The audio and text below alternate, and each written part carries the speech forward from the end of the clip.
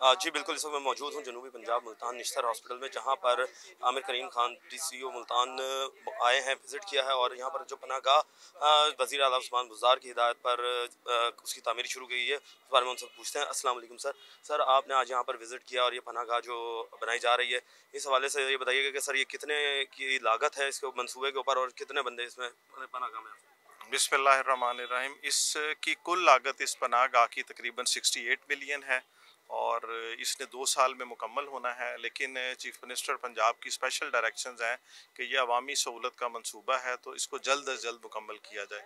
तो हमारी कोशिश होगी, जिस तरह आज आपने देखा है काम का आगाज़ इस पर हो चुका है, तो हम इसी माली साल के एंड तक इस स्कीम को मुकम्मल करेंगे और ये 300 लोगों को रिहाइश की सहूलत मुयसर आएगी, मर्द व ख़वातीन को।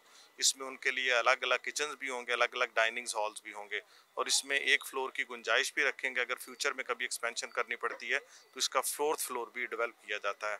इसी तरह निश्तर के अंदर अवाम मरीज़ के लवाकिन और अवाम के लिए फैसिलिटेशन सेंटर भी कायम किया गया, इसको मज़ीद बेहतर बनाया जा रहा है। और प्लस इसकी इंटरनल रोड जो है निश्तर की, उनकी रिहेबिलिटेशन के लिए भी फंड्स मुख्तस कर दिए गए हैं और जल्द उस पर तामीर का काम आगाज़ हो जाएगा। जी, आपने जैसे सुना कि डीसीओ मुल्तान हमारे साथ मौजूद थे और उनका कहना था कि ये हम रिकॉर्ड मुद्दत के अंदर जो 2 साल का मंसूबा है उसे हम इसी साल ही कंप्लीट करने की कोशिश करेंगे।